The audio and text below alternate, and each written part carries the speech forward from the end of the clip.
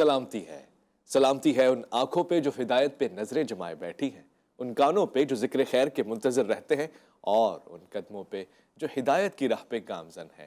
السلام علیکم ورحمۃ اللہ وبرکاتہ۔ تمام تعریفیں خدا بزرگ و برتر کے لیے جو وحدہ لا شریک ہے، نہ کوئی ثانی ہے نہ کوئی ہمسر ہے۔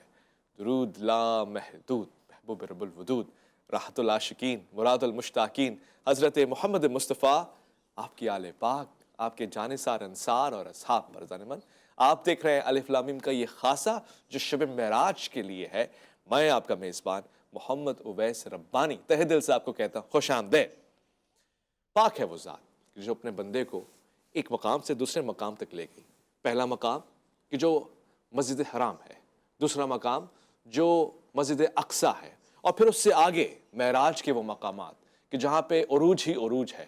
تمام نشانیاں اپنے بندے کو دکھائیں، آسمانوں کا سیر کروایا، حضرت آدم علیہ السلام سے حضرت ابراہیم علیہ السلام تک سب سے ملاقاتیں ہوئیں، بیت المعمور تک گئے، سدرۃ المنتہا کا اپنی آنکھوں سے اس کے شواہد دیکھے، مناظرہ کیا، اور ساتھ ساتھ اس نظارے کے آپ کو وہ بھی خاص مقام حاصل ہوا جو اس سے پہلے کسی کے لیے سوچا اور توقع نہیں کی جا سکتی تھی، یعنی وہ مقام کہ جس کو قاب قوسین کہا جائے، جہاں جھک جانا اور قریب ہو جانا اس حد تک ہے کہ جس کی کوئی مثال نہیں ملتی۔ ضمن وہ سواری بھی آئی کہ جس کے لیے کہا گیا کہ اس کی قد گدھے سے زیادہ اور خچر سے کم ہے، اور اس کا مسافت طے کرنے کا اندازہ اس حد تک ہے کہ جہاں وہ دیکھتا ہے وہ قدم طے کر لیتا ہے۔ بجلی سے زیادہ تیز رفتار، سفید گھوڑا، اور آپ نے یہ بھی دیکھا کہ تاریخ کا یہ سفر تاریخ راتیں میں ہوا، مگر بالکل اس چاند کی طرح کہ جو اندھیرے میں چلتا ہے مگر لمبے سفر طے کرتا ہے، تاریخی سفر طے کرتا ہے، اپنے پورے وجود کے ساتھ سفر طے کرتا ہے، اور پوری دنیا کو اپنی ضیاء بخش دیتا ہے۔ میں آج کے اس پروگرام میں آپ کو خوش آمدید کہنا چاہتا ہوں۔ یہ انتہائی معرفت کا پیغام اور یہ انتہائی علم سے بھرا ہوا پروگرام ہے۔ اس میں آج ہم معراج کے ان رازوں کی طرف جائیں گے کہ جن کا جاننا بہت ضروری ہے، جو آقا نامدار فخر موجودات مقصود کائنات خاتم الانبیاء رحمت للعالمین اپنے ساتھ لے کر آئے، امت کو ان کی بشارت دی، وہ پیغام، وہ نعمتیں جو آپ اپنے ساتھ لے کر آئے۔ میں آج اس پہ بات کرنا چاہتا ہوں۔ میرے ساتھ پروگرام میں تشریف فرمائے بہت ہی پیارے، گفتگو کا ایک حسن رکھتے ہیں، اور علم تو ایسا ہے جیسے تاریخ راتوں میں چاند چمکتا ہے، ایسے جیسے ظلمت کے اندھیروں میں یا پھر کسی ایسے سمندر میں کہ جہاں ایک ایسی کشتی ہے اس کو ہم سفینہ کہتے ہوں، علم کا سفینہ۔ میں مفتی شاہ حسین گردی صاحب کو خوش آمدید کرنا چاہتا ہوں۔ السلام علیکم ورحمۃ اللہ۔ وعلیکم السلام ورحمۃ اللہ۔ میں آج کے دوسرے مہمان کو تہ دل سے خوش آمدید کہتا ہوں۔ یہ خاصہ رہا ہے کہ آپ نے ہمیشہ اتحاد اتفاق کی بات کی ہے، تحقیق پہ مبنی گفتگو کی ہے، عشق نبی صلی اللہ علیہ وآلہ وسلم سے سرشار گفتگو کی ہے، اور ایسی گفتگو کی ہے کہ جس کو ہم سننا چاہتے ہیں مزید سے مزید تر۔ میں خوش آمدید کرنا چاہتا ہوں آج کے پروگرام میں تشریف فرمائے مفتی ابو بکر محی الدین۔ السلام علیکم ورحمۃ اللہ۔ وعلیکم السلام۔ میں آج کے تیسرے مہمان کو بھی دل کی گہرائیوں سے خوش آمدید کرنا چاہتا ہوں۔ آپ جب بھی موجود رہے، آپ نے امت کی فلاح و بہبود کی بات کی ہے، آپ نے آقا نامدار سرور کائنات صلی اللہ علیہ وآلہ وسلم اور آپ کی اہل بیت سے عشق کا اظہار فرمایا ہے، وہ روایات جو صحیح ہیں وہ پیش فرمائی ہیں، اور ہمیشہ آپ کا یہ خاصہ رہا ہے۔ میں آج کے اس پروگرام میں خوش آمدید کرنا چاہتا ہوں علامہ مولانا باقر عباس زیدی کو۔ السلام علیکم ورحمۃ اللہ۔ السلام ورحمۃ اللہ۔ شہرت یافتہ ایسے ثنا خواں جو اپنی آواز سے دل میں سوز پیدا کرتے ہیں، اور یاد مدینہ اور پھر آج کی شب کی خاصیت، میں دعا گو ہوں وسیم عباسی کے لیے، کیا پیاری آواز آپ نے پائی ہے، اور حقیقت میں حضور جانتے ہیں میرے اور آپ کے اعمال اور ہم سے کیا تقاضے ہیں، حضور جانتے ہیں۔ شب معراج مکے سے جو حق کے کارواں چلے، اوپر قدم حضور صلی اللہ علیہ وآلہ وسلم کے تھے 7 آسماں تلے، اور یہ شان اس رسول کی جو بابا بطول ہے، جو ہونا عشق مصطفیٰ تو زندگی فضول ہے، زندگی فضول ہے۔ آج کے دن معرفت کو اور معرفت کی منازل کو طے کرنے کی خواہش ہے۔ اسی تقاضے کے ساتھ میں مفتی شاہ حسین گردسی صاحب سے یہ سوال پوچھنا چاہتا ہوں۔ حضرت شب معراج 51 سال کے میرے اور آپ کے آقا، 51 سال 5 مہینے، مختلف تاریخیں بھی ہیں، مگر خاص طور سے یہ سفر رات میں ہی کیوں، اسے اسرا کیوں کہا گیا، معراج لقب کیوں دیا گیا، ایک مقام سے دوسرے مقام تک کا یہ معاملہ کیا ہے؟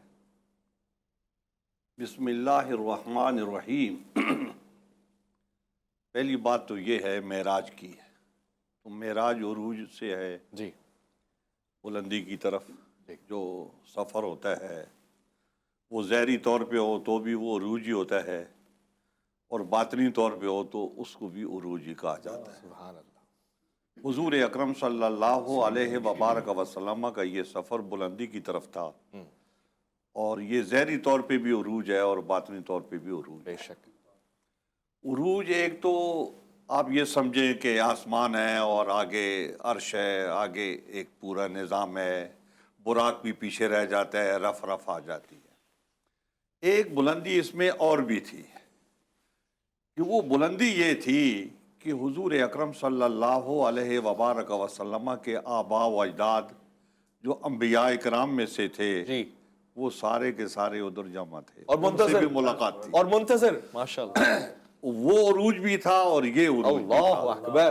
यानी इधर भी बुलंदी का सफर था और उधर भी बुलंदी का सफर वाह था। वाह वाह। अब रह गया मसला ये कि असरा उसको कहा गया है। जी तो असरा का मतलब ये होता है कि रात को जो चला जाता है जी उसको कहा जाता है। और फिर असरा का मतलब यह चलना।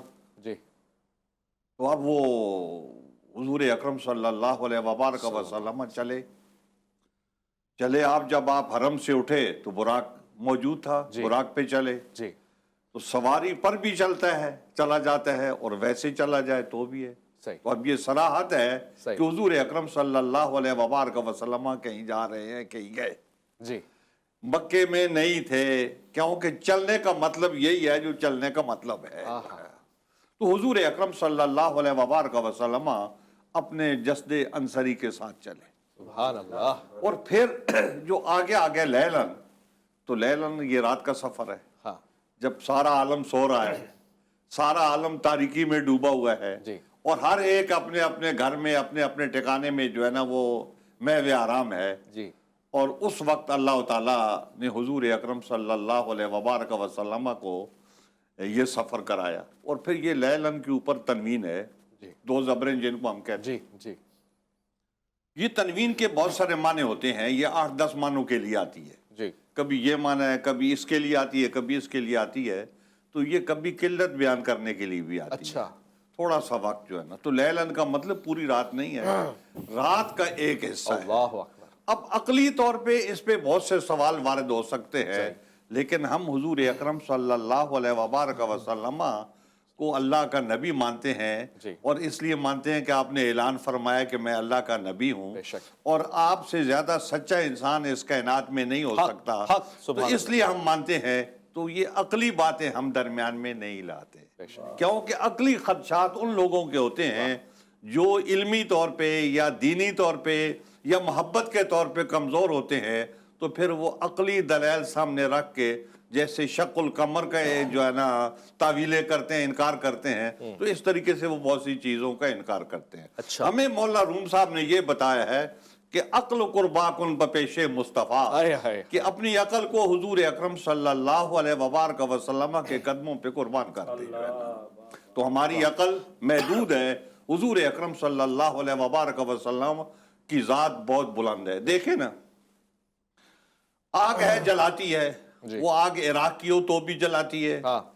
और वो आग जो है ना दिल्ली की हो तो भी जलाती है। सही। लेकिन वो इराक की आग को अल्लाह ताला ने फरमाया कूनी बर्दन। अल्लाहु अकबर। इब्राहिम अलैहिस्सलाम के लिए। सुभान अल्लाह सुभान अल्लाह। अब आग की फितरत है, तो सवाल ये फितरत के खिलाफ कैसे हुआ? हाँ। आदत है उसकी जलाना, हाँ। लेकिन इसके बावजूद जो है ना आग ठंडी हुई जो है। सुभान अल्लाह। और इसी तरीके से अब पानी है, हाँ। तो पानी ऐसे कहते हैं अकल के लिहाज से ऐसे खड़ा नहीं हो सकता दीवार की तरह जो नहीं है, हो सकता। क्योंकि इसका काम होता है बहना। और ये जब हजरत मूसा अलैहिस्सलाम ने समुंदर को बैर कुलज़म को पार किया, तो वो ऐसे दीवार की तरह खड़ा हो गया, उसने रास्ता दे दिया, बिल्कुल ऐसे रास्ता हो गया। जी। तो ये अकल के खिलाफ है। जी। तो अकल के खिलाफ है आप कह लें, या ये कहें कि आप आदत के खिलाफ है। सही। तो ये आदत के खिलाफ एक चीज है, लेकिन अल्लाह रब्बुल इज्जत के सही। हर चीज उसके कब्जे में है। बेशक। वो हर चीज का एक सबब होता है, लेकिन सबब भी उसी के कब्जे में है। सुभान, सबब भी उसके सबब कब्जे में। भी भाई उसी के सुभान कब्जे, अल्लाह। सबब भी वही पैदा कर। सुभान अल्लाह। मांग लो मांग लो मांग लो, तलब और तकाजा करो, दुआ करो, रिजा करो, और यही वक्त है। मांग लो चश्मे तर मांग लो, दर्द दिल और हुस्ने नजर मांग लो, कमली वाले की नगरी में घर मांग लो, मांगने का मजा आज की रात है। एक मुख्तसर सा वफ़ा, लौट कर आएंगे शब मेराज की इस खूबसूरत सी महफिल में, जो खास तौर से GTV की पेशकश है। आपका इंतजार। खुश आमदीद। सबक मिला है ये मेराज मुस्तफ़ा सल्लल्लाहु अलैहि वालैहि वसल्लम से मुझे कि आलम बशरियत की जद में है गिरदूं, ये कायनात अभी नातमाम है शायद कि आ रही है दमादम सदाए कुन फयाकूं कुन फयाकूं। देखिए साइंस जिस मकाम पर पहुंच जाए, आकाए नामदार फ़ख्र मौजूदात हबीब दो आलम सल्लल्लाहु अलैहि वसल्लम ने साइंस को भी हैरान कर दिया। यकीनन ये महराज अक़ल की महराज भी है, इल्म की महराज भी है, ये ज़ुहद तक़वा की महराज भी है। मगर एक अजीब बात मैं आपको बताऊं, हैरत करने वाली बात यह है कि आज भी इंसान ये सोचता है कि ये मदीना, मक्का और हिजाज एक तरफ है, बैतुल मक़दस एक तरफ है। ये फासला कई सारी मुसाफत के ऊपर मबनी है, यानी कई रोज़ का सफ़र है, महीनों का सफ़र है। ये तय कैसे हो गया? एक रात में नहीं बल्कि रात के एक पहर में। और ये भी देखिए कि ये सफ़र सिर्फ यहाँ पे ख़त्म नहीं बल्कि यहाँ से तो शुरू होता है। यहाँ आसमानों की सैर है, बैतुल मामूर, सिदरतुल मुंतहा की सैर है और जन्नत और दोज़ख के मामलात हैं और वो सवाल जवाब भी हैं जिनका पूछे जाना बहुत ज़रूरी है। मैं मुफ्ती अबू बकर मुहिद्दीन साहब से पूछना चाहता हूँ, वो क्या खासा है कि जो मेराज में अता हुआ है वहाँ बुला के अता हुआ है? यानी हम सुनते हैं कि नमाज उनमें से एक तोहफ़ा है, क्या दीगर ऐसे उलूम, ऐसे राज भी अफशा किए गए हैं शब मेराज? अल्हम्दुलिल्लाह रब्बिल आलमीन। शब मेराज को या मेराज के सफ़र को मुख्तलिफ़ जिहतों से देखना चाहिए, कोई एक जिहत में कोई चीज़ नहीं है। सही। एक तो ये कि अल्लाह तबारक व तआला का, जैसे अल्लामा साहब ने अर्ज़ किया कि ये बहुत बड़ा इनाम है अल्लाह के रसूल सल्लल्लाहु अलैहि वसल्लम के लिए, और ऐसा इनाम है कि इंसानियत की तारीख़ में, दुनिया में किसी भी मखलूक को ये इनाम नहीं दिया गया, ये इसके मुकाबिल कोई इनाम नहीं दिया गया। ऐसा इनाम अल्लाह की तरफ से है, ऐसी इसके अंदर बुलंदी है कि ये अल्लाह ताला ने जो अल्लाह के रसूल से, और फिर इसकी दूसरी एक जिहत ये भी है कि ये अल्लाह के रसूल सल्लल्लाहु अलैहि वसल्लम की उस मक्की ज़िंदगी के जो ज़ख़म हैं, जो दुख हैं, ये उसका मरहम भी है। अच्छा, ये उसका मरहम है जो अल्लाह के रसूल सल्लल्लाहु अलैहि वसल्लम का सफ़र यतीमी से शुरू हुआ, अल्लाहु अकबर। बढ़ते बढ़ते फिर आमुल हुज़न आया, फिर उसके बाद आखिरी जो हुज़ूर सल्लल्लाहु अलैहि वसल्लम की एक उम्मीद ताइफ़ की थी कि वो एक ससुराली कुछ अरसे के लिए वो इलाका भी है, माई अलीमा का वो भी है, वो आखिरी उम्मीद से भी जब वापस आ गए और ज़ख़म लेकर आए, तो जो दिल के दुख थे और जो जिस्म के ज़ख़म थे, ये उसका मरहम था। अल्लाह ताला ने जैसा कुरान में फरमाया, तो ये वो रज़ा थी, वो अता थी अल्लाह की तरफ से मक्की ज़िंदगी के दुखों और गम के बदले में। और बहुत ही खूबसूरत ताबीर अल्लामा साहब ने पेश की कि ये सफ़र, इसके सबसे मेराज जो था वो जब हज़रत जिब्राइल भी रह गए और अल्लाह के रसूल सल्लल्लाहु अलैहि वसल्लम आगे बढ़ गए, सुभान अल्लाह। और जो वो क़ुर्बत का ज़माना है जिसे अल्लाह के रसूल ने ज़्यादा नहीं बतलाया, क्योंकि वो मकाम ही ऐसा था, वो वक्त ही ऐसा था, और जो असल चीज़ अता हुई है वही हुई है। जो मेराज है इस पूरे वाक़े की वो वहाँ है। और उसका ज़िक्र अल्लाह के रसूल ने ज़्यादा नहीं फरमाया। और जब इतने क़ुर्ब में चले गए और बराह रास्त मुखातिब हुए, रोयत भी हुई, तो फिर आप समझिए कि ये वो मकाम है जिससे बुलंद और बाला कोई और मकाम किसी मखलूक के लिए हो नहीं सकता। ये बहुत ऊंचा मकाम है। फिर वहाँ अल्लाह ने हुजूर को तो बहुत कुछ अता हुआ जो हम किसी अल्फाज के पैराए में नहीं ला सकते। उम्मत को भी अल्लाह के रसूल के ज़रिए बहुत कुछ मिला, जिसमें 3 वो बड़ी तोहफ़े हैं जो ज़िक्र किए जाते हैं, जिसमें सूरह बकरा की आखिरी आयत है, और फिर नमाज एक बहुत बड़ा इनाम है। इसे हम फ़र्ज़ के दायरे में देखते हैं, मगर ये असल में इनाम है। ये एक मोमिन की मेराज है कि जब आप सूरह फातिहा में खड़े होते हैं, आप एक जुमला कह रहे हैं और अल्लाह की तरफ से दूसरा जुमला आपसे कहा जा रहा है, और तखातुब है जिसका हम भूल जाते हैं और हमें ख़्याल नहीं रहता। तो ये हमारी मेराज है। तो एक छोटी मेराज अल्लाह ने नबी करीम सल्लल्लाहु अलैहि वसल्लम के तुफ़ैल हम सबको भी अता कर रखी है, और दिन में 5 मरतबा, और जब चाहें आप बढ़ा लें, खड़े हो जाएं मुसल्ले पे जब चाहें। तो ये बहुत बड़े इनामात हैं। तीसरा इनाम जो मग़फ़िरत का है, बहुत बड़ा इनाम है कि तौबा और मग़फ़िरत तो वो चीज़ है कि आपने माफ़ी मांगी भी नहीं, फिर भी अल्लाह चाहे माफ़ कर दे। ये उम्मीद जो है अल्लाह के फ़ज़ल की, ये सबसे बड़ा इनाम है। यानी एक ऐसा शख्स जो ईमान के बाद بالکل آخری وقت میں بغیر توبہ کے بھی جا رہا ہے، تب بھی ہم اس کے بارے میں یہ امید کرتے ہیں کہ اللہ کا فضل پہنچے گا اور اس کی مغفرت ہو جائے سبحان گی۔ اللہ، ایسا انعام ہے سبحان اللہ، کیا یہ خوبصورت۔ ساری زندگی کے گناہ، کوئی عمل نہیں کیا اس نے، گناہ پہ گناہ کیے، توبہ اسے نصیب نہیں ہوئی، پھر بھی یہ معراج کی رات کا اعلان ہے کہ ہم اس کے بارے میں امید کرتے ہیں کہ اللہ کا فضل اسے پہنچے گا اور اس کی مغفرت ہو جائے کتنی گی۔ بڑی رات ہو گئی ہے، یعنی کتنے اس بڑے کی بڑے انعامات اس ہو گئے۔ اس سلسلے میں عبادتوں کا اضافہ ہونا چاہیے، توبہ کا، رجوع اللہ ہونا چاہیے، اور کیا خوبصورت آپ نے بات کی ہے۔ علامہ باقر عباس زیدی صاحب سے پوچھنا چاہتا ہوں، میری معلومات کے ہی مطابق، جہاں ایک طرف ہم شب معراج اسے کہہ رہے ہیں، ہمارے برادران اسے شب بعثت بھی کہتے ہیں، شب بعثت سے کیا مراد ہے؟ یہ معراج سے کس حد تک مماثلت رکھتی ہے؟ یہ ذرا بیان فرمائیں۔ بسم اللہ الرحمن الرحیم وبہ نستعین صلی اللہ علی محمد وآلہ الطاہرین۔ ہمارے ہاں جو شب معراج ہے وہ ماہ مبارک رمضان کی 17 تاریخ کو ہے، اچھا شب معراج ہے، بلکہ 2 معراج ہیں۔ اچھا ایک سورہ اسراء میں آئی ہے، اسریٰ بعبدہ، اور دوسری جو ہے سورہ والنجم میں آئی ہے، تو نزلۃ اخریٰ، تو وہ دوسری معراج ہے۔ 2 معراج ہیں، یعنی 2 سفر ہوئے ہیں۔ 2 سفر ہیں، ٹھیک ہے۔ اور جو روایات وارد ہوئی ہیں وہ دونوں کی مکس اپ ہو گئی ہیں۔ اچھا بڑی طولانی روایات ہیں، مختلف چیزیں ہیں اس کے اندر، تمثیلات ہیں جو آپ نے بیان کی کہ ایسے ایسے جنہوں نے گناہ کیے تھے وہ اس کیفیت میں تھے، ایسے ایسے گناہ جس نے کیے، ٹھیک ہے۔ اور مثلاً ایک عرض کروں، کوئی حرج نہیں ہے، پھر بتاتا ہوں بعثت کیا ہے، مبعث کیا ہے۔ فرمائیے۔ کہ ایک مقام پہ پہنچے، دیکھا کہ کچھ لوگ جو ہیں وہ آگ کی قینچیوں سے اپنے ہونٹ کاٹ رہے ہیں، اور وہ پھر نکل آتے ہیں، پھر کاٹتے ہیں۔ تو آپ نے پوچھا کہ یہ کون ہے؟ کہا کہ یہ آپ کی امت کے علماء ہیں جو کہتے ہیں اس پر عمل نہیں کرتے۔ اللہ اکبر، یا ایھا الذین آمنوا لما تقولوا ما لا تفعلون۔ تو یہ تمام ہمارے لیے ایک تربیت گاہ ہے اللہ اکبر، کہ ہم اس سے سیکھیں اللہ اکبر۔ اپنی زندگی میں، اس سے پہلے کہ موقع چلا جائے۔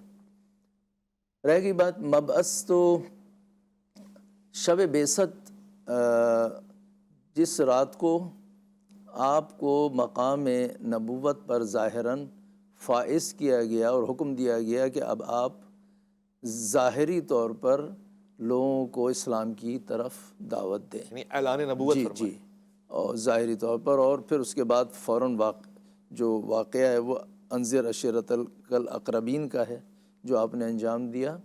تو یہ شب مبعث ہے کہ آپ کو خداوند عالم نے نبوت ظاہری پر فائز کیا، ابھارا۔ بعثت کا مطلب ہے ابھارنا، اچھا پہنچانا کسی مقام تک۔ صحیح۔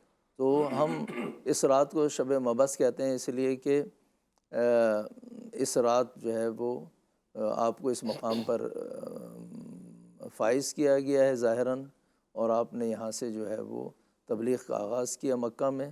تو اس اعتبار سے یہ بہت اہمیت کی حامل ہے، اس لیے کہ اس کے آغاز سے جو ہے وہ انسانوں کی گردنوں میں اور پیروں میں پڑی ہوئی زنجیریں جو ہیں وہ ٹوٹنا ہے۔ انسان نے معراج پیدا کرنا ہے، انسان نے آگے جانا ہے، تربیت پانا ہے۔ تو اس اعتبار سے یہ روز اہمیت کا حامل ہے، یہ شب اہمیت کی حامل ہے۔ اعمال ہیں اس شب میں کافی وارد ہوئے ہیں جو، اچھا جی اسی شب میں، ہاں، جسے شب بعثت کہہ رہے ہیں۔ جی، اور اگلے دن کا روزہ مستحب ہے رکھنا، اچھا۔ ٹھیک ہے۔ اس شب میں تقریباً کافی اعمال ہیں جو مفصل کتابوں میں آئیں، ساری شب داری ہے خلاصہ۔ اچھا، جی، اور اسے عید بعثت بھی کہا جاتا ہے۔ یہ عید ہے نا، عید مبعث ہے کہ ہمارے لیے خداوند عالم نے نبی کو اس مقام پہ فائز کیا، اس سے بڑا اور کیا عید ہوگی کہ آپ اس مقام پہ فائز ہوئے، صحیح صحیح۔ ٹھیک ہے۔ اس سے بڑی اور کیا عید ہے؟ انسان کو نبی ملا، رسول ملا، ٹھیک ہے، تو رہنما، رہبر، ٹھیک ہے، تو اس سے بڑی اور کیا عید ہوگی؟ وہ جو روایت ہے کنتو نبیًا، یعنی اس دن سے جوڑا جائے گا۔ وہ باطنی اور روحانی کیا کہتے ہیں نبوت ہے، اچھا وہ تو اول ما خلق سے ہے، اچھا صحیح، ٹھیک ہے، تو وہ اس کی تو ابتدا وہاں سے، یہ ظاہری مقام ہے۔ ٹھیک ہے۔ آج کی شب کے حوالے سے جو عبادات ہیں، جو فرمان ہیں، ان کے اوپر بھی بات ہوگی، سنت اور خاص طور سے مستحبات پہ بات ہوگی۔ وظائف اگر ہیں تو وہ کیا ہو سکتے ہیں، کس طرح سے آج خالق کو راضی کیا جائے اور اس کی بہترین مخلوق کی سنت کے آئینے میں کیا جائے، اس پہ بات ہوگی۔ ایک مختصر سا وقفہ، آپ کا انتظار رہے گا۔ عزیزان من، خوش آمدید۔ اگر کجرو ہے انجم، آسماں تیرا ہے یا میرا، مجھے فکر جہاں کیوں ہو، یہ جہاں تیرا ہے یا میرا۔ اگر ہنگامہ ہائے شوق سے ہے لامکاں خالی، خطا کس کی ہے یا رب، لامکاں تیرا ہے یا میرا۔ اس کوکب کی تابانی سے ہے تیرا جہان روشن، خیال آدم خاکی زیاں تیرا ہے یا میرا۔ دیکھیے، سید البشر نے وہ مقام بتا دیا کہ انسانیت کا مقام کیا ہے اور اشرف المخلوقات کہتے کسے ہیں۔ اس مقام تک تو کوئی بھی نہ پہنچا تھا، اور آپ بنائے ہی اس لیے گئے تھے۔ یہ قرب کی محفلیں، یہ منزلیں، یہ سفر پہلا نہیں ہے، ہاں، مگر یہ ظاہراً سب کے لیے ایک پیغام ضرور ہے کہ جب خدا تعالیٰ سے محبت میں کوئی آگے بڑھتا ہے تو وہ اتنا قریب کر لیتا ہے جتنا قریب کیے جانے کا حق ہے۔ دیکھیے، میں یہاں پہ یہ بات بھی کہنا چاہتا ہوں کہ یہ ساری محافل علماء کے درمیان اتفاق اور سمجھنے اور معرفت کا سفر طے کرنے کے لیے، اس کا ہرگز یہ مقصد اختلاف اور اس کے بعد جھگڑا نہیں ہوتا۔ میں الحمدللہ اس میں کامیاب ہوتا ہوں۔ اس سے پہلے بہت ہی اچھی گفتگو ہوئی شب معراج کے حوالے سے، اس کے سیاق و سباق پہ بات ہوئی ہے، کیا کیا واقعات پیش آئے اس پہ بات ہونی باقی ہے۔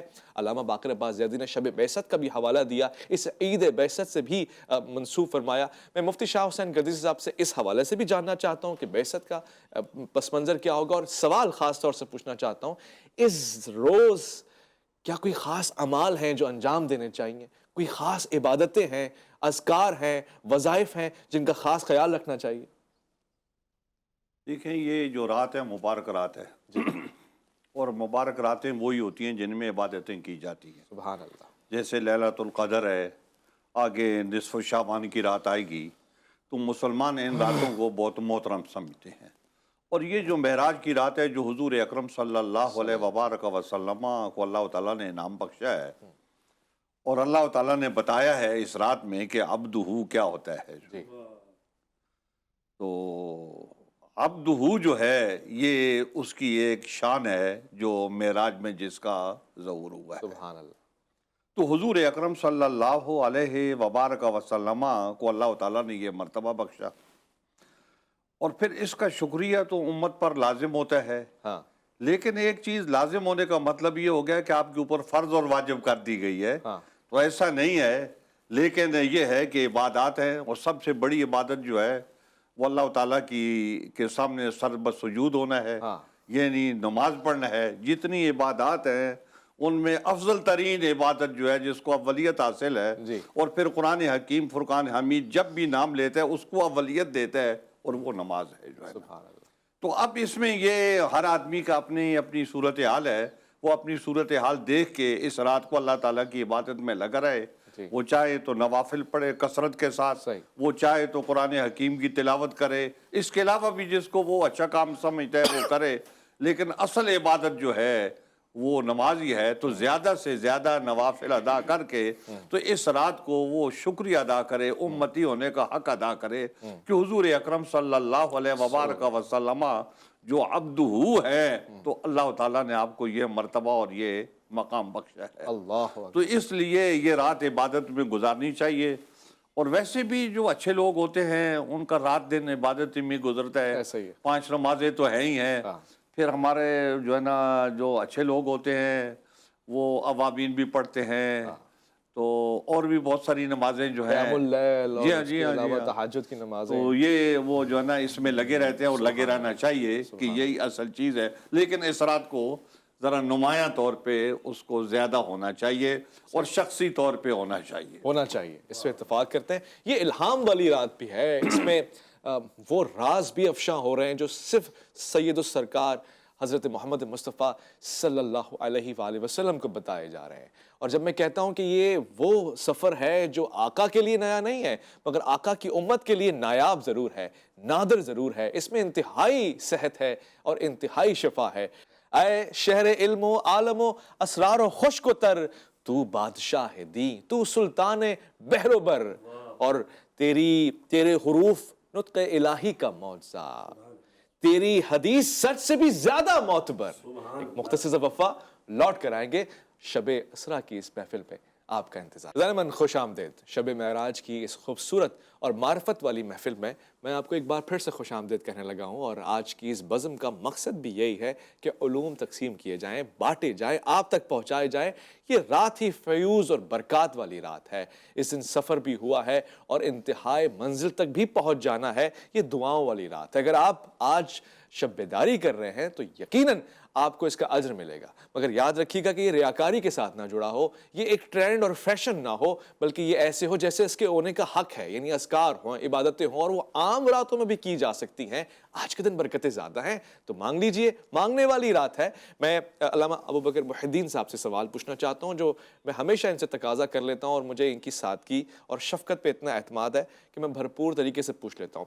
میں مفتی صاحب ایک تو یہ جاننا چاہتا ہوں کہ یہ ظاہر ہے ابھی زندگی مدینے کی زندگی باقی ہے، ہجرت کا سفر باقی ہے، غزوات باقی ہیں، شہادتیں باقی ہیں، اور وہ مقامات جو بڑے بڑے مقامات ہیں مدنی زندگی کے باقی ہیں، مگر ابھی مکی زندگی میں ہی وہ مقام عطا ہو گیا جس کو ہم معراج کہتے ہیں۔ اور یہ بات کوئی نئی نہیں ہے، مطلب جب میں حسنین کریمین کا واقعہ سنتا ہوں، بچپن میں کہہ دیا جوانوں کی وہ بھی جنت کے جوانوں کے سردار ہیں، تو کیا یہ فیوریٹزم ہے یا وہ علام الغیوب سب کچھ جانتا ہے اور اس نے پہلے سے منازل طے کروا دی ہیں؟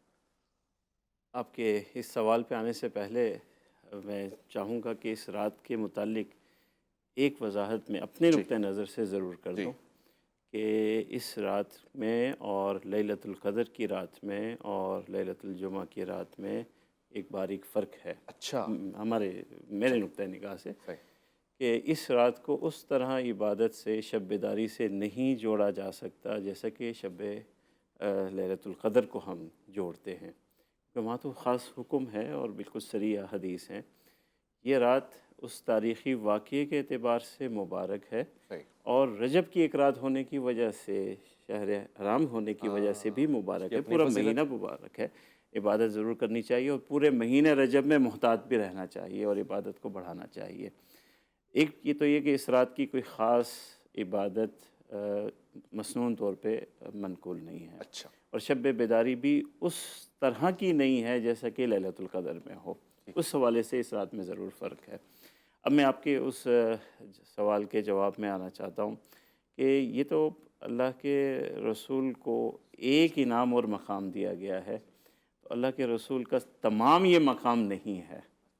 اللہ کے رسول کے مقام تو بہت بلند بالا ہے، کوثر ابھی باقی ہے، وہ بھی تو آخر اللہ ہی نے عطا کیا ہے، شفاعت ابھی باقی ہے، مقام محمود، 8 شفاعتیں ابھی باقی ہے، مقام محمود باقی ہے، لواء الحمد باقی ہے، اللہ اکبر، تو وہ اس بات کی تکلیفوں کے وہ مقامات ہیں۔ تو اللہ کے رسول کے مقامات تو ایک سے ایک ہے۔ لواء حمد کو اگر آپ دیکھیں تو لگتا ہے کہ یہ شاید چھوٹا ہے، وہ بڑا ہے، پوری کائنات کے سامنے ہے مقام محمود۔ اور پھر شفاعت میں اگر آپ آتے ہیں کہ پوری خلقت پریشان ہے کہ اب سفارش کون کرے، سارے انبیاء موجود ہیں، سب موجود ہیں، اور وہ پوری خلقت اللہ کے رسول صلی اللہ علیہ وسلم کے پاس آتی ہے، تو یہ بھی ایک بہت بڑا مقام ہے، پوری خلقت کے لیے ایک بہت بڑا مقام۔ تو اللہ کے رسول کو تو اللہ نے بے شمار نوازا ہے، تو مقام تو بہت اللہ نے عطا فرمایا ہے۔ اس مقام میں یہ ہمارا موقف ہے، اس کی ذرا میری تصحیح فرمائے گا، یہ صرف ظاہراً ہے، جسمانی ہے، روحانی ہے، اس پہ بھی ذرا سفر روشنی جو ڈالیں۔ ہے، سفر جو معراج جو ہے وہ جسمانی ہے۔ علامہ صاحب نے ایک بات کی تھی، وہ ہمارے یہاں بھی ہے کہ معراج کے یا جنت کی سیر کے خواب میں اور بھی سفر ہوئے ہیں، مگر جسمانی سفر جو ہمارے نزدیک یا ہماری اس کے مطابق اسراء اور معراج اکٹھے ہے جسمانی سفر کے ساتھ۔ بعض اور بھی واقعات ہیں وہ دوسرے سفر کے بے شک ہیں، مگر وہ جسمانی معراج نہیں ہے۔ وہ خواب میں تو حضور صلی اللہ علیہ وسلم کو کئی مقامات اور کئی مرتبہ جنت کی زیارتیں اور وہ سب کچھ ہوا، مگر جسمانی سفر جو لے جا کر کے ہے، پھر وہاں سے آسمانوں پر جسمانی طور پر بلند کرنا، ہمارے نزدیک وہ ایک ہی رات میں ہے، اسراء اور معراج ملی ہوئی ایک ہی رات میں ہے۔ واضح۔ علامہ صاحب اب دیکھیں، میں چیزیں سوالوں کی طرف آ رہا ہوں، میرے لیے بہت معرفت والے سوالات ہیں۔ اب اس رات کو، یعنی معراج والی رات کو اگر جوڑا جائے شب بعثت سے ہٹ کر، وہ رات جس میں سیر ہو رہی ہے، سفر ہو رہا ہے مسجد حرام سے مسجد اقصیٰ کی جانب، اسی رات میں امامت بھی ہو رہی ہے، سارے انبیاء موجود ہیں اور سرور کائنات صلی اللہ علیہ وآلہ وسلم تشریف لا رہے ہیں۔ تو یہ جو نماز کی کیفیت ہے، یہ بالکل ویسی جیسے ہم اور آپ نماز پڑھتے ہیں اور ان کا امام تشریف لا رہا ہے، یعنی یہ کوئی خاص عبادت ہے یا وہی صلاۃ جو ابھی فرض ہونے والی ہے وہی ہے؟ بالکل وہی ہے، اور یہ اسی سفر کا حصہ ہے۔ ایک نماز ہے جو بیت المقدس میں ہوئی ہے، صحیح، جہاں پر انبیاء نے استقبال کیا ہے آپ کا۔ پھر آپ نے یہ جو گفتگو ایک ہے روحانی اور جسمانی، تو ہم اس بات کے قائل ہیں کہ یہ دونوں معراج روحانی بھی ہے، جسمانی بھی ہے، سبحان اللہ، لیکن بعض ایسے مقامات ہیں جہاں جسم، جب قرب کی بات آتی ہے خداوند متعال کی نسبت سے، کیونکہ وہ جسم و جسمانیت سے پاک ہے، صحیح، تو جب اس کے قرب کی بات ہے تو پھر وہ قرب جو ہے وہ حقیقت وجود سے ہے۔ اچھا، بہت حقیقت مشکل جملہ ہے۔ وجود جو ہے، یہ جسم حقیقت وجود نہیں، یہ ظاہر ہے، یہ ختم ہو جانے والا فانی ہے۔ ہاں، وہ جو حق الحقائق ہے، وہ وجود نورانی ہے، ٹھیک ہے، حقیقت محمدیہ ہے، وہ اس سے جو قرب ہے خدا کا، وہاں پر دنا فتدلہ میں جا کر پھر یہ بات جو ہے، جسم قریب نہیں ہے، جسم تو اس کی کوئی حیثیت نہیں ہے۔ ایسے مقامات مثلا ملائکہ کے مقامات جی جہاں سے آپ گزرے، جی، تو جو طرف جسمانی نہیں ہے تو اس سے تو قرب جو ہے وہ حقیقی ہے، ہاں، ٹھیک ہے، صحیح، لیکن جہاں تک عالم مادہ ہے وہاں تک معراج جسمانی ہے، روحانی ہے، دونوں ہے، ٹھیک ہے۔ ماورائے مادہ آپ چلے جائیں تو کیا ہے، صحیح، ٹھیک ہے۔ تو جو جسم خود جسمانی اور روحانی ہے، جو وجود، وہ تو دونوں کے ساتھ ہے، لیکن جس کے ساتھ قربت ہے، ٹھیک ہے، صحیح، لہذا یہاں پر یہ مسئلہ کہ رویت جو خداوند متعال کی نسبت سے ہوئی، وہ آپ نے جسمانی آنکھوں سے دیکھا، اچھا، یا رویت جو ہے وہ رویت حقیقی ہے؟ اچھا، یہ جسمانی، یہ آنکھیں جو ادراک کرتی ہیں، جی، یہ ادراک کرتی ہیں یا عقل ادراک کرتی ہے؟ ہاں، ادراک عقل کرتی ہے، یہ فقط واسطہ ہے، کان نہیں سنتا، عقل سنتی ہے، یہ واسطہ ہے۔ ٹھیک ہے، تو حقیقت ادراک جو ہے انسان کی عقل کرتی صحیح، ہے، ٹھیک ہے۔ ٹھیک ہے، تو یہ جو قرب کے منازل ہیں، دنا فتد اللہ، ٹھیک ہے، یہ وہ جیسے کہ ابھی تھوڑی دیر پہلے صحیح، بات ہو رہی تھی، اول ما خلق، جی، اول ما خلق اللہ نوری، ہاں، یہ وجود نوری جو ہے یہ ابھی تو عالم مادہ میں نہیں آیا ہے، صحیح ہے، لیکن حق الحقائق ہے، لیکن وجود ہے، اصل وہی ہے، ہاں، کائنات میں اصل ماورائے طبیعت ہے، یہ ماورائے مادہ میں ہے، سمجھ گیا آپ کی بات کو، ٹھیک ہے۔ صحیح ہے، تو لہذا یہ جو اس مقام پہ جب آپ بات کریں گے، صحیح، ٹھیک ہے، تو جسم آپ کا تو ساتھ ہے، ٹھیک ہے، وہ جو مقابل ہے وہ تو جسمانی نہیں ہے، ہاں، وہ پاک ہے ان چیزوں سے، ٹھیک ہے نا، وہ منزہ ہے، ٹھیک ہے، تو وہ ہے بھی لامحدود ہستی۔ بے شک ایسی تو جب لامحدود ہستی ہے تو قرب ہی قرب ہے، بہت اچھی، جس قدر قریب جائیں پھر قرب ہے۔ مگر مفتی صاحب یہاں پہ ایک سوال پیدا ہوتا ہے جو میں آپ سے پوچھنا چاہتا ہوں، اب بات واقعی حقیقت پہ مبنی ہے کہ جی ایک حیثیت ہے، حقیقی حیثیت تو اسی کی ہے، تو فانی ہے، مگر کوئی بھی انسان یہ کہہ سکتا ہے جی میں نے خواب میں اس مقام کو طے کر لیا، یعنی جسمانی اور پورے وجود کے ساتھ جانا تو شرط ہے، اور یہی معراج ہے میرے خیال سے، اس پہ ذرا روشنی ڈال دیجیے گا۔ دیکھیں، بات یہ رویت کی بات ہو رہی ہے، ایک ہوتی ہے رویت، جی، اور ایک ہوتا ہے ادراک۔ صحیح، ادراک الگ چیز ہے، قرآن حکیم نے اس کو بیان کیا ہے، لا تدرک الابصار وهو یدرک یدرک الابصار، الابصار، سبحان اللہ، اس کا ادراک نہیں ہو سکتا۔ سبحان اللہ، ادراک کا مطلب یہ ہوتا ہے کہ اس کا احاطہ کر لینا، ہاں، تو لہٰذا معرفت الہی جو ہے اس کا احاطہ نہیں ہو سکتا، ذات الہیہ کا، بھائی واہ، لیکن رویت جو ہے وہ احاطہ نہیں ہے، وہ صرف رویت ہے جو ہے نا۔ اب رہ گیا مسئلہ، رویت میں آنکھیں احاطہ نہیں کریں بالکل جو ہے نا، یہ اصل میں ایک میری آپ کی آنکھ ہے، ایک نبی کی آنکھ ہے، تو نبی کی آنکھ کو میری آپ کی آنکھ پہ قیاس نہیں کرنا چاہیے۔ صحیح، میری آنکھ وہ نہیں دیکھ سکتی جو نبی کی آنکھ دیکھ سکتی ہے۔ صحیح، حضرت موسیٰ علیہ السلام کی آنکھ نے کچھ دیکھا تو بے ہوش ہوئے نا، دیکھے بغیر تو نہیں ہوئے جو ہے نا، کچھ ان کو نظر آیا، کچھ تجلی ان کو نظر آئی تو وہ بے ہوش ہوئے ہیں۔ تو پھر حضرت موسیٰ علیہ السلام کا یہ مطالبہ نہیں، تو یہ نبی مطالبہ کر رہا ہے، غیر نبی نہیں کر رہا جو ہے نا۔ تو نبی کا مطالبہ جو ہوتا ہے وہ اصولی لحاظ سے غلط نہیں ہوتا، وہ صحیح ہوتا ہے جو ہے نا۔ تو لہٰذا ایک رویت باری ہے، تو رویت باری جو ہے نا وہ ممکن ہے۔ اچھا، اور پھر حضور اکرم صلی اللہ علیہ وبارک وسلم کی آنکھیں جو ہیں وہ تو آپ اس دنیا میں بھی فرماتے ہیں جیسے میں سامنے دیکھتا ہوں ایسے پیچھے دیکھتا ہوں. بے شک تو میری اور آپ کی آنکھ تو پیچھے نہیں دیکھتی جو ہے, نہیں دیکھتی. تو نبی کی آنکھ جیسے سامنے دیکھتی ہے ایسے پیچھے بھی دیکھتی سبحان ہے. اللہ. اور ان کے تو حضور تو حضور اکرم صلی اللہ علیہ وبارک وسلم کی یہ جو آنکھیں ہیں سبحان اللہ. تو یہ رؤیت باری ہے کہ حضور اکرم صلی اللہ علیہ وبارک وسلم نے فرمایا ہے رأیت ربی براس عینی.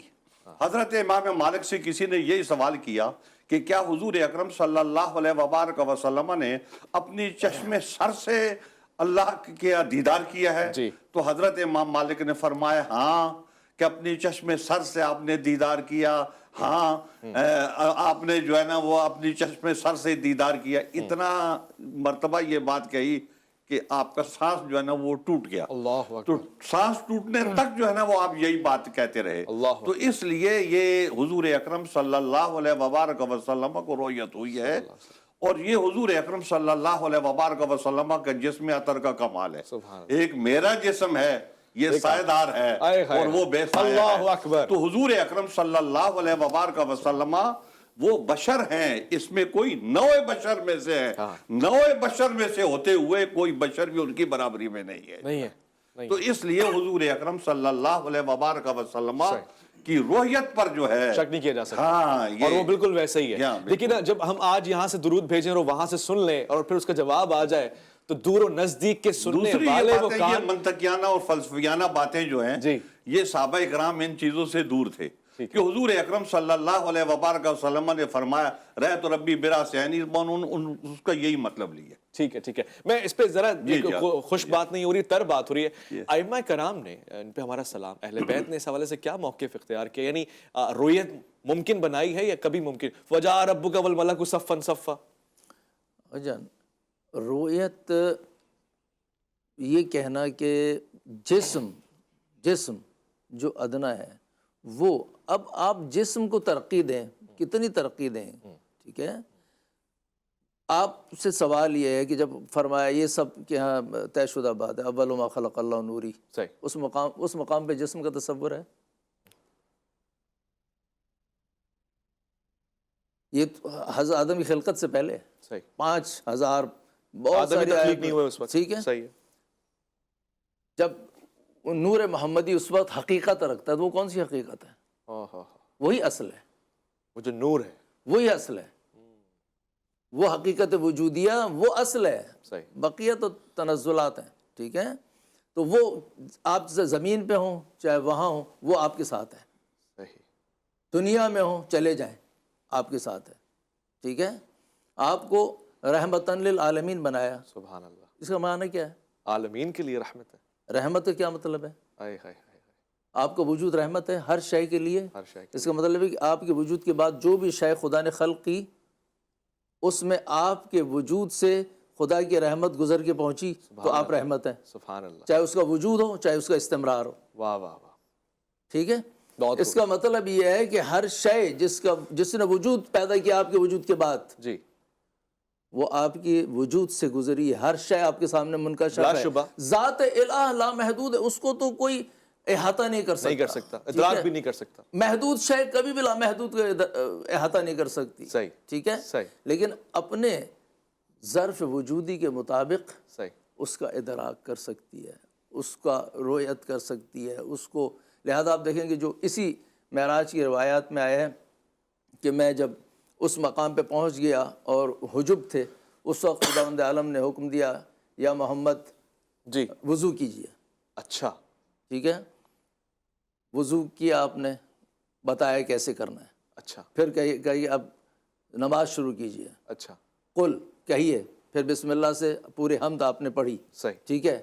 پھر یہ تمام نماز بالکل اسی طرح سے. صحیح. پھر پہلا سجدہ آپ نے کیا. صحیح. تو آپ خداوند عالم کی عظمت میں اور جلال میں گم ہو گئے. اچھا. ٹھیک ہے. اور جیسے آپ حکم دیا کہ اٹھائیے سجدے سر. ٹھیک ہے. آپ نے سجدے سر اٹھایا اور دوبارہ سجدے میں چلے گئے.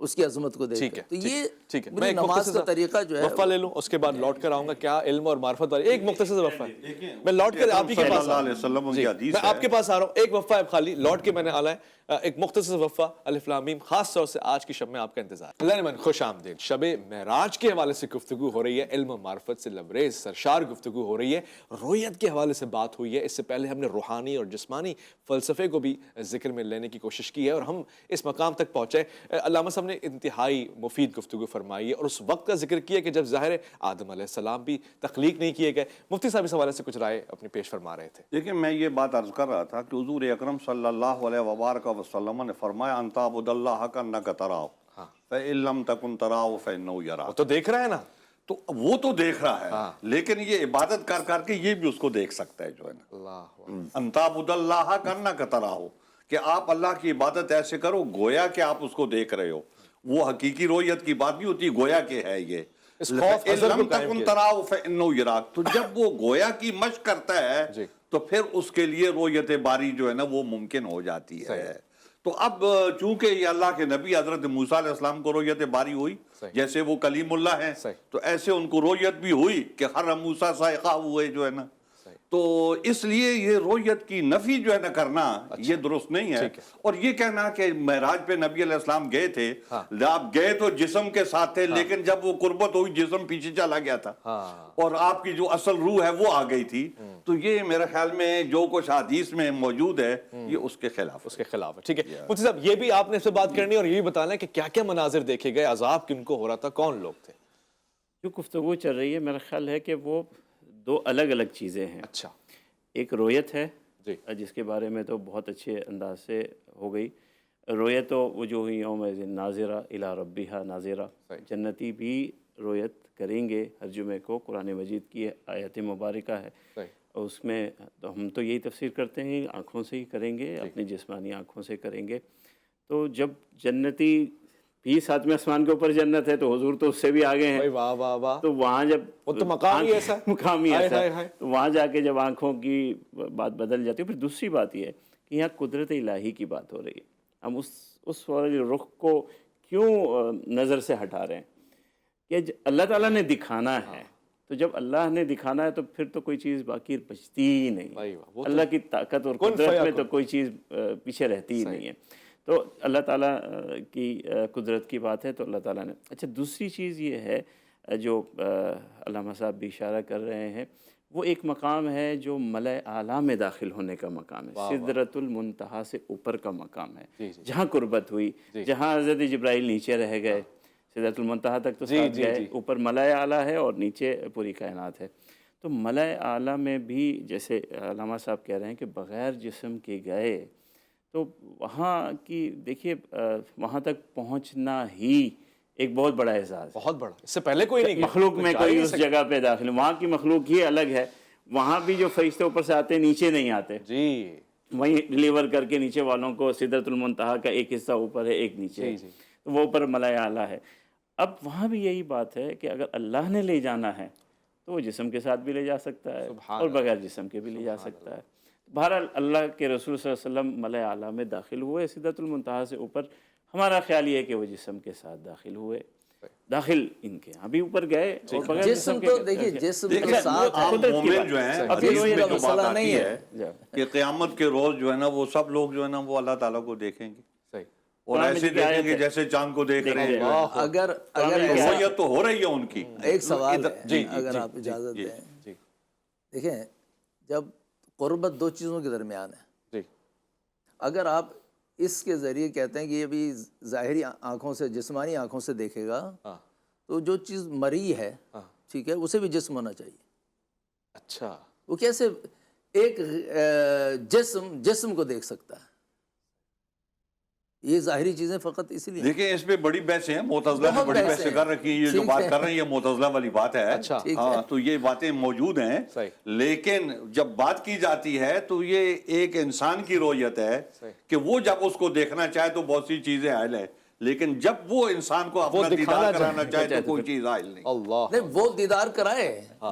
مسئلہ دیدار اور رویت حقیقی کا نہیں ہے. اچھا مسئلہ یہ ہے کہ کیا یہ آنکھیں دیکھ سکتی ہیں؟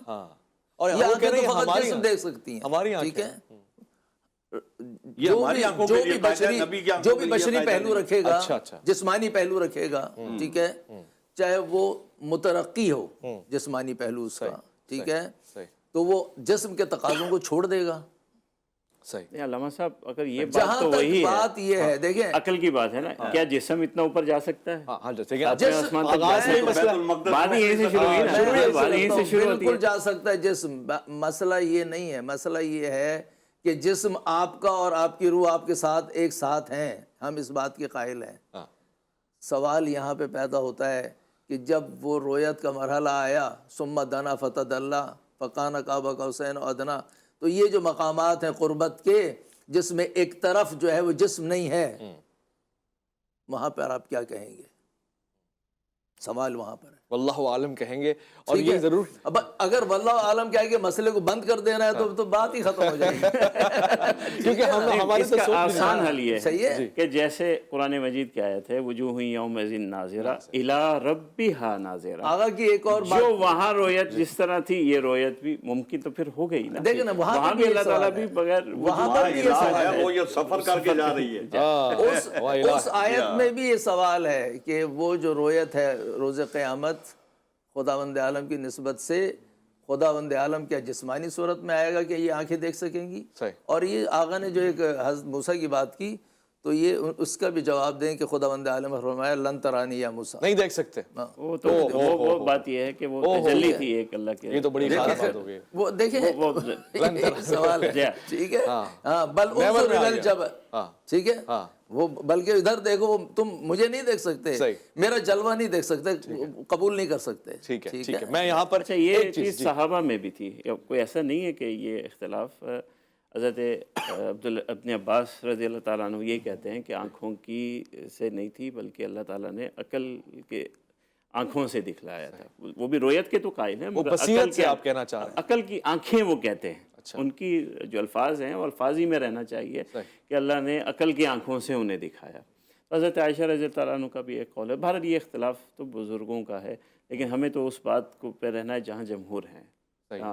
تو حضرت صاحب ام المومنین ہی کی روایت کو صحیح سمجھتے ہوئے ان پہ عمل پیرا ہے غالباً ایسے۔ تو میں ایک خوبصورت خوبصورت پہلو میں نے نکالنے کی کوشش کی، خوبصورت شانتا جوڑا ہے آپ نے۔ اور اب میں صرف ایک سوال چھوٹا سا پوچھنا چاہتا ہوں۔ قاری اسد الحق تشریف فرمائے، بین الاقوامی شہرت یافتہ ہیں، پوری دنیا میں ان کو سنا جاتا ہے، اور یہ اپنے خوبصورت ذکر کے اس لہجے سے ہی ہمیں مدینہ منورہ کا دیدار کرا سکتے ہیں۔ یہ شرف ان کو حاصل ہے، کیا کمال آواز ان کے پاس ہے۔ مگر اس سے یہ بالکل نامکمل ہوگا کہ میں مفتی صاحب وہ سوال آپ سے لے لوں مختصراً کہ عذاب کن کن کو ہو رہا ہے، کیا کیا آپ نے دیکھا تھا کہ ایک وعید سنا دی جائے وہ لوگ جو آج بھی یہ کام کر رہے ہیں کہ نہیں کرنا ہے؟ ایک تو علامہ صاحب نے ذکر کی، ہر وہ شخص جو کوئی خیر کی بات کہتا ہے مگر عمل نہیں کرتا، اسے عالم بھی شامل ہے، ذاکر بھی شامل ہے، اور مبلغ بھی شامل ہے، جو بھی دین کی بات کرتا ہے، غیر مبلغ بھی سبھی آگے، جو کہتا ہے مگر عمل نہیں کرتا، تو اس کی زبان جو ہے وہ کینچیوں سے کاٹی جا رہی تھی۔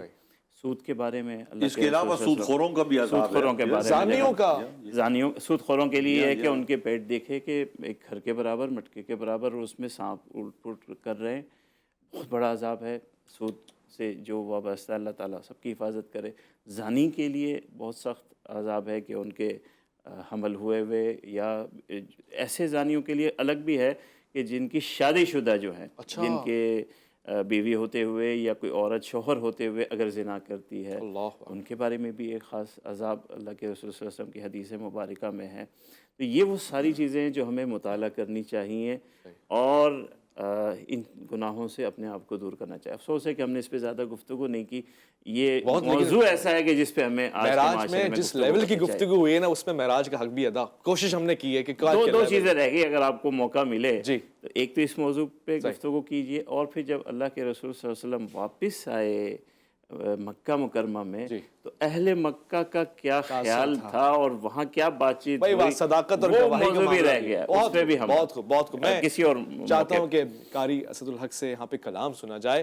میں آپ سے اجازت بھی لوں، شکریہ بھی کہوں مفتی ابو بکر محی الدین کا، مفتی شاہ حسین گردیزی کا، علامہ باقر عباس زیدی کا۔